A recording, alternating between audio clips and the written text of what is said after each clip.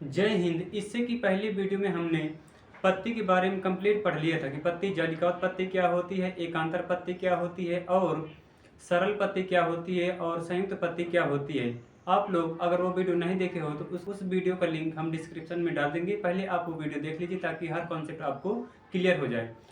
आज की वीडियो में हम पढ़ेंगे फूल के बारे में कि फूल यानी जिसको इंग्लिश में फ्लावर कहते हैं, ये कितने प्रकार का होता है, फूल में जयांग भाग क्या होता है, पुकेंसर क्या है, स्त्री केसर क्या है, परागकण क्या है, परागण क्या है, ये सारी चीजें पढ़ेंगे।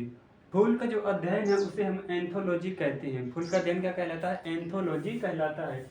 इस पौधे का मेन जनन अंग होता है। फूल जो होता है पौधे का जनन अंग होता है और इसका काम क्या होता है? तो फल का निर्माण करना, फल का निर्माण करना। अब देखते हैं इसके भाग कितने हैं। तो फूल के मेन 4 भाग होते हैं। पहला बाह्य दलपुंज, दलपुंज, पुमंग और जयांग। अब हम समझते हैं कि फूल में बाह्य दलपुंज क्या होता है। क्या समझेंगे? बाह्य दलपुंज क्या होता है। आप लोग इस फूल को इस इमेज को गौर से देख सकते हैं। ये जो पहला हिस्सा है फूल का, इसे हम क्या कहते हैं? ब्रंथ कहते हैं। जहाँ से पत्ती शुरू हो जाती है उसे क्या कहते हैं? ब्रंथ। इसके ऊपर जो ये जिस पर फूल बैठा होता है, जहाँ पर फूल बैठा होता है उसे बोलते हैं पुष्पासन। पुष्प मतलब क्या होता है? फूल। आसन मतलब बैठाने वाला। इसे क्या कहेंगे? पुष्पासन। क्या कहेंगे? पुष्पासन। जहाँ पर फूल बैठा होता है उसे बोलते हैं पुष्पासन। अब इसके ऊपर पूरा फूल बैठा है। अब हम बात करते हैं बाह्य दलपुंज की। बाह्य दलपुंज क्या होता है? बाह्य दलपुंज वो होता है जो फूल के खिलने से पहले उसकी सहायता देता है, उसकी मदद करता है।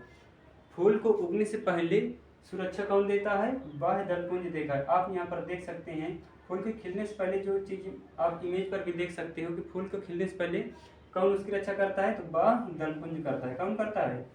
बाह्य दलपुंज। फूल को खिलने से पहले कौन रक्षा देता है? बाह्य दलपुंज। अब हम समझते हैं कि दलपुंज क्या है। आशा करता हूँ आप लोग बाह्य दलपुंज समझ गए होंगे। अब हम समझते हैं कि दलपुंज क्या होता है। तो जो कली देखे होंगे आप फूल को, जब फूल खिल जाता है तो कली निकलती है, तो उन कलियों में रंग आता है। आप कैसे पहचान जाते हैं कि ये गुलाब है, ये कमल है, गुड़हल है? रंग देखकर। कैसे? रंग देखकर कि ये नीले रंग का है कि सफेद रंग का है। तो रंगों से पहचान किसकी होती है? दलपुंज की। अब दलपुंज कैसे पहचानेंगे? जब फूल खिलता है तो उसका जो बाह्य दलपुंज होता है नीचे सूख जाता है, लेकिन क्या बचता है? कि खिलता क्या है? जो कली खिलती है उन्हें बोलते हैं दलपुंज। जो कलरफुल होती है उन्हें क्या बोलते हैं? दलपुंज। आप इस इमेज में देख सकते हैं क्या है? दलपुंज है। देखो, फूल 2 तरीके से खिलते हैं। कुछ फूल रात में खिलते हैं और कुछ फूल दिन में खिलते हैं। जो फूल रात में खिलते हैं उनमें सुगंध बहुत ज़्यादा होती है और जो फूल सुबह खिलते हैं उनमें सुगंध बहुत कम होती है। जैसे आप लोग इमेज पर बहुत सारे फूल देख सकते हो। अब हम बात करते हैं पुमंग क्या है और बात करेंगे जयांग क्या है। तो पुमंग बेसिकली 3 भागों में बटा है और जयांग भी 3 भागों में बटा है। अब हम देखते हैं कि पुमंग क्या है। अब हम देखते हैं फूल के पुमंग भाग को। तो फूल का जो मेल भाग होता है, मतलब पुरुष जाति का जो भाग होता है उसे बोलते हैं पुमंग। पुमंग मतलब मेल।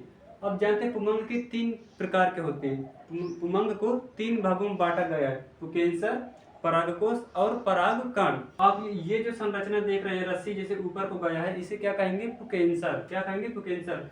और जो गोला जैसा होता है, ये जो गोला जैसा होता है जिसमें परागकण भरे होते हैं उसे बोलते हैं परागकोश। इसे क्या कहेंगे? परागकोश। और उस परागकोश में जो बीज के रूप में भरे होते हैं उसे बोलते हैं परागकण। क्या कहेंगे? परागकण कहते हैं उनको। ये जो रस्सी समान संरचना गई इसे बोलेंगे पुकेंसर। जो ऊपर गया जहाँ पर बीजा भरा होता है, पुकेंसर के लास्ट में जो ये आप गोल गोल संरचना देख रहे हैं उसे क्या कहते हैं? उसे कहते हैं परागकोश। और परागकोश के अंदर ही भरे होते हैं परागकण। अब हम समझते हैं फूल का जो फीमेल भाग होता है उसे बोलते हैं जयांग। क्या बोलते हैं? जयांग। जयांग को भी 3 भागों में बांटा गया है, वर्तिकाग्र, वर्तिका और अंडाशय। आप इस इमेज को देखना, इस भाग को हम क्या कहेंगे? Female version. क्या है? फीमेल है। ये भाग क्या है? फीमेल है। आप ये देख रहे हैं ये होगा मेल भाग फूल का, पुकेंसर, परागकोश और परागकण। अब ये जो ऊपर टॉप पर देख रहे हो संरचना गोलाकार की, इसे बोलेंगे वर्तिकाग्र। क्या कहेंगे? वर्तिकाग्र बोलेंगे इसको। सबसे टॉप पर जो होती है उसे क्या कहेंगे? वर्तिकाग्र। और ये जो नीचे की संरचना गई है, हल्का सा नीचे को गई, उसे बोलते हैं वर्तिका। क्या बोलेंगे? वर्तिका कहते हैं उसको, क्या कहेंगे, वर्तिका। और जो लोटा के समान नीचे का हिस्सा होता है उसे बोलेंगे अंडाशय, क्या कहेंगे, अंडाशय। इमेज से अब अच्छे से समझना है। सबसे टॉप पर जो भाग होता है फीमेल का, फूल में फीमेल भाग का जो सबसे ऊपर होता है उसे बोलते हैं वर्तिकाग्र। उसके निचला हिस्सा क्या होगा, वर्तिका। और सबसे नीचे जो लोटा के आकार का होगा उसे बोलते हैं अंडाशय। अब हम इमेज से बहुत अच्छे से समझेंगे कि अंडाशय क्या है, पुमंग क्या है, जयांग क्या है, पुंकेसर क्या है, वर्तिका क्या है, वर्तिकाग्र क्या है, सब समझते हैं। तो बने रहिए वीडियो के लास्ट तक और देखते हैं आगे। जैसा कि अब हम इमेज द्वारा देखेंगे कि फूल के बारे में, इसका जयांग भाग क्या है, पुमंग भाग क्या है, पुंकेसर क्या है, ये सारी चीज़ें जानेंगे। आप लोग इस इमेज को देख सकते हो। इसका जो निचला हिस्सा है सबसे जहाँ पर ये लगा होता है फूल उसे बोलते हैं ब्रंध। ब्रंध के ऊपर आप जो हरे कलर का देख रहे हो यू शेप में उसे बोलते हैं पुष्पासन। जहाँ पर पुष्प बैठा होता हो उसे बोलते हैं पुष्पासन। और पुष्पासन के जस्ट ऊपर जो हरे रंग की होती हैं कलियाँ, हरे रंग का जो भाग होता है उसे बोलते हैं हम बाह्यदलपुंज। उसे क्या बोलते हैं हम, पुष्पासन से जो जस्ट हरे कलर की होती हैं, कली के साथ लगी होती हैं, जो फूल को खिलने से पहले सुरक्षा करती हैं, उन्हें बोलते हैं हम बाह्यदलपुंज। और बाह्यदलपुंज के ऊपर ही जो कली नुमा होती हैं, लाल कलर की हों या वाइट कलर की हों, जो कलियां होती हैं उन्हें बोलते हैं दलपुंज। जैसा कि आप लोग इमेज पर देख ही रहे हो।